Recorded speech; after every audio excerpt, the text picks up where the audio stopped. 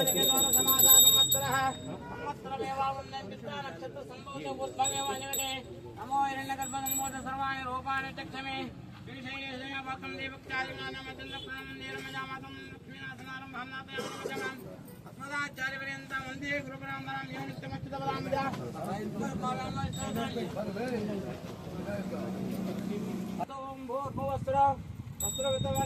4 एव श्री महेदेव प्रचोदया अमृतोपदानाय सर्वं श्री महा लक्ष्मी देवताभ्यो नमः वाहन रूपस्यता मालिके ब्रह्मणे नमः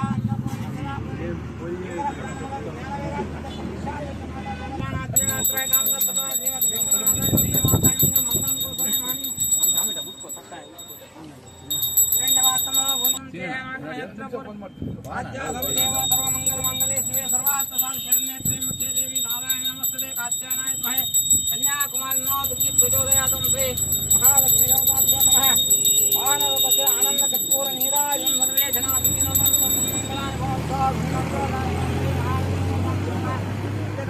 जय इंद्रारमण गोविंद गोविंद आपद्बांधव गोविंद गोविंद रक्षक गोविंद विजयरंग स्वामी पादारविंद गोविंद गोविंद गोविंद ओम श्री वेदावतम प्रणम धीरमयामातम लक्ष्मीनाथमारं भामाभ्यां मन्दवा अस्मदाचार्यपर्यन्तं वन्दे गुरुपरम्परां सबरां समर्पयामि हैतराणि अस्मद्गुरोः दैक सिंधु रामानुजशरणं मातयान मध्यम अस्मदाचार्यपर्यन्तं तवळे ಎಲ್ಲ ತವळे ಸಿರಣ ಬನ್ನಿಪ್ಪ ಸಿರಣ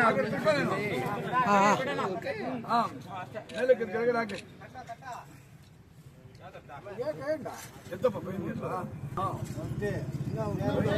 ಇಲ್ಲ ಮಣ್ಣಿಗೆ ಅಲ್ಲಣ ಇಲ್ಲ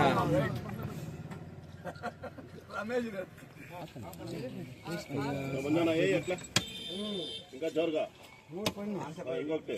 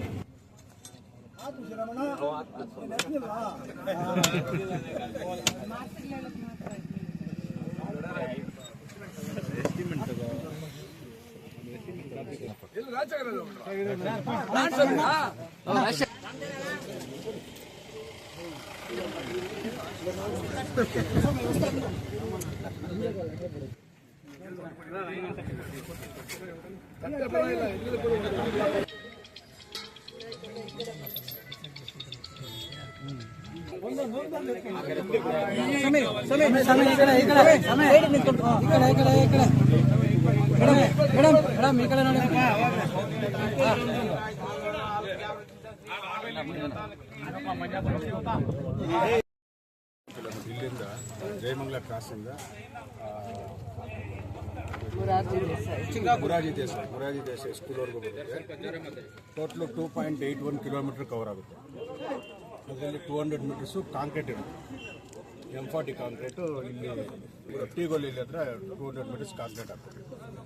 ರೋಡ್ ಇವಾಗಿರೋದು ಎಕ್ಸಿಸ್ಟಿಂಗ್ ಇಂಟರ್ಮೀಡಿಯೇಟ್ ರೋಡು 5.5 ಮೀಟರ್ಸ್ ಇದೆ. ಇದನ್ನು ಸವಿಲ ಮಾಡ್ತಾರೆ. ಇದು ಜಿಪ್ಪದ ರಸ್ತೆ ಮಾಡ್ತಾರೆ ಕಂಪ್ಲೀಟು. ಆಮೇಲೆ ಏರಿಯಾ ಮೇಲೆ ಅದೇ ಥರ ಇರುತ್ತೆ.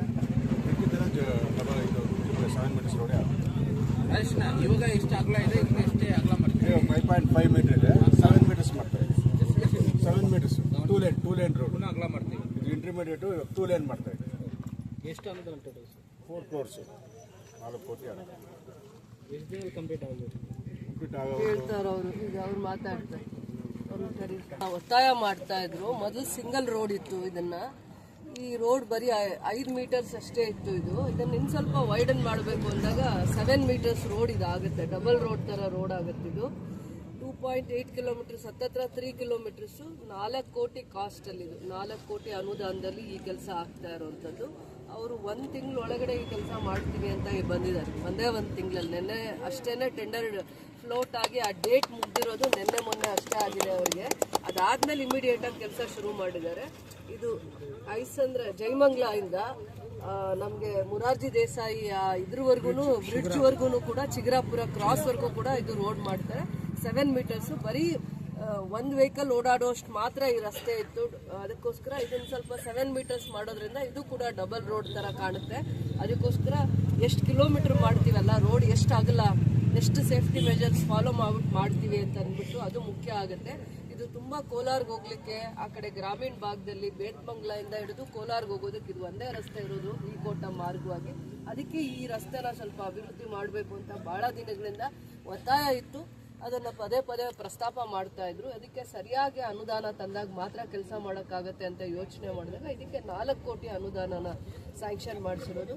ಟೆಂಡರ್ ಪ್ರೋಸೆಸ್ ಎಲ್ಲ ಕಂಪ್ಲೀಟ್ ಆದಮೇಲೆ 2 ದಿನದಲ್ಲಿ ಟೆಂಡರ್ ಪ್ರೋಸೆಸ್ ಮುಗ್ದಿದ್ದು 2 ದಿನದಲ್ಲಿ ಬಂದಿದ್ದಾರೆ ಕೆಲಸ ಮಾಡಲಿಕ್ಕೆ. 1 ತಿಂಗಳು ಅಲ್ಲಿ ಕೆಲಸ ಮುಗಿಸ್ಕೊಡ್ತೀನಿ ಅಂತ ಮಾತು ಕೊಟ್ಟಿದ್ದಾರೆ.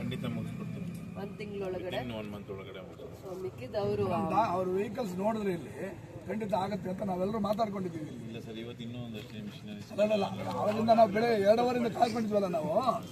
ನಿಮ್ಮ ಫೋರ್ಸ್ ನೋಡಿದ್ರೆ ನಾವೇ ಜನರಾಗಿ ಅನ್ಕೊಂಡ್ಬಿಟ್ವಿ, ಏನಂದ್ರೆ 1 ತಿಂಗಳಲ್ಲಿ ಮಾಡಿಬಿಡ್ತಾರೆ. ಮೇಡಮ್ ಅವರು ಮಾತು ಖಂಡಿತ ಈ ಭಾಗದಲ್ಲಿ ಗ್ರಾಮಸ್ಥರು ಮತ್ತೆ ಸಾರ್ವಜನಿಕರು ಈ ಕೆಲಸ ಆಗೋವಾಗ ಸ್ವಲ್ಪ ಸಹಕಾರ ಮಾಡಿ ಕೆಲಸ ಮಾಡುವಂತ ಸಂದರ್ಭದಲ್ಲಿ ಸ್ವಲ್ಪ ಏನೇನು ರಸ್ತೆ ಮಾಡೋವಾಗ ಅವ್ರಿಗೆ ಏನೇನು ಸಹಕಾರ ಕೊಡಬೇಕಾಗತ್ತೆ. ಯಾಕಂದ್ರೆ ಅವಾಗ ಒಂದು 15-20 ದಿನ ಅಷ್ಟು ನೀಟಾಗಿ ಈಗ ಮೊದಲು ಹೋಗ್ಲಿಕ್ಕೆ ಒಂದು ಕಡೆ ಕೆಲಸ ಮಾಡ್ಕೊಂಡು ಇನ್ನೊಂದು ಕಡೆ ಫ್ರೀ ಮಾಡ್ತಾರೆ, ಇನ್ನೊಂದು ಕಡೆ ಕೆಲಸ ಮಾಡ್ಕೊಂಡು ಆ ಥರ ಮಾಡಿಕೊಡ್ತಾರೆ. ಸೊ ಇದು ಭಾಳ ವರ್ಷಗಳಿಂದ ಇದಕ್ಕೆ ಸರಿಯಾಗಿರುವಂಥ ಕನೆಕ್ಟಿವಿಟಿ ಇರಲಿಲ್ಲ. ಯಾರೇ ಆಗಲಿ ಡೈರಿ ಕೆಲಸ ಮಾಡೋಕ್ಕೆ ಹೋಗಲಿ, ವಿಸ್ಟರ್ನ್ ಕಂಪ್ನಿ ಕೆಲಸ ಮಾಡೋಕ್ಕೆ ಹೋಗಲಿ, ತುಂಬ ಬಸ್ಸಸ್ ಓಡಾಡುವಾಗ ಸಮಸ್ಯೆ ಆಗ್ತಾಯಿತ್ತು. ಕಾಲೇಜ್ ಮಕ್ಕಳಿಗೂ ಇದು ತುಂಬ ಅವಶ್ಯಕತೆ ಇದ್ದಿದ್ದರಿಂದ ಇದ್ರದ್ದು ತುಂಬ ವರ್ಷಗಳಿಂದ ಕಾಯ್ತಾ ಇದ್ರು. ನಮಗೂ ಸರಿಯಾದ ರೀತಿಯ ಅನುದಾನ ತರೋದಕ್ಕೆ ಕಷ್ಟ ಆಗ್ತಾಯಿತ್ತು. ಹೇಗೋ ಮಾಡಿ ನಾವು ಅನುದಾನ ತರೋವಂಥ ಪ್ರಯತ್ನ ಮಾಡಿದ್ವಿ. ಇದೇ ದುಡ್ಡಲ್ಲಿ ಇನ್ನೂ 2 ಕಿಲೋಮೀಟರ್ ಜಾಸ್ತಿ ಮಾಡ್ಬೋದಾಗಿತ್ತು, ಆದರೆ ರೋಡ್ ಇಷ್ಟು ಅಗಲ ಮಾಡೋಕ್ಕಾಗ್ತಿರ್ಲಿಲ್ಲ. 7 ಮೀಟ್ರ್ ರೋಡ್ ಮಾಡೋಕ್ಕಾಗ್ತಿರ್ಲಿಲ್ಲ. ಎಲ್ಲ ಕಡೆ ರೋಡ್ ಚೆನ್ನಾಗಿ ಕಾಣುತ್ತೆ, ವಿಕೋಟಾಗಿ ಹೋಗೋ ಜಾಗದಲ್ಲಿ ಇಲ್ಲಿ ಚೆನ್ನಾಗಿ ಕಾಣಲ್ಲ ಅನ್ನೋದು ಒಂದು ಇವ್ರದ್ದು ಬೇಡಿಕೆ ಇತ್ತು. ಬಡಮಾಕ್ನಹಳ್ಳಿಯಲ್ಲಿರೋ ಥರ ರೋಡ್ ಇನ್ನೆಲ್ಲೂ ಮಾಡೋಕ್ಕಾಗಲಿಲ್ಲ ಅಂತ ಪದೇ ಪದೇ ಯಾರು ನೋಡಿದ್ರು ಅವ್ರ ಮನಸ್ಸಿಂದ ಅಂತೂ ನನಗೆ ಅಂದಿದ್ದಾರೆ ಭಾಳ ಸತಿ. ಆವಾಗ ನಾನು ಯೋಚನೆ ಮಾಡಿದೆ, ಈ ರಸ್ತೆನೂ ಕೂಡ ಅಷ್ಟೇ ಅಗಲವಾಗಿ 7 ಮೀಟರ್ಸ್ ಅಗಲವಾಗಿ ಅನುಕೂಲ ಆಗೋಂಗೆ ಮುಂದೆ 20 ವರ್ಷನೂ ಕೂಡ ಇವ್ರಿಗೆ ಸಮಸ್ಯೆ ಬರಬಾರ್ದು ಅನ್ನೋ ದೂರದೃಷ್ಟಿ ಇಟ್ಕೊಂಡು ಕೆಲಸ ಮಾಡಿದ್ದೀವಿ. ಕೆಲಸನ ಕ್ವಾಲಿಟಿಯಾಗಿ ಮಾಡಿಕೊಡಿ ಅನ್ನೋದು ಒಂದು ಬಿಟ್ಟರೆ ನಾವು ಅವ್ರಿಗೆ ಒತ್ತಾಯ ಇನ್ನೇನೂ ಇಲ್ಲ. ಒಂದು ಅವಕಾಶ ಕೊಡಿ ಅಂತ ಬಂದಿದ್ದಾರೆ. ನೋಡಲಿಕ್ಕೆ ಸ್ವಲ್ಪ ಕೆಲಸ ಬೇರೆ ಬೇರೆ ಜಿಲ್ಲೆಗಳಲ್ಲಿ ಕೆಲಸ ಮಾಡಿರೋ ಅನುಭವ ಇದೆ.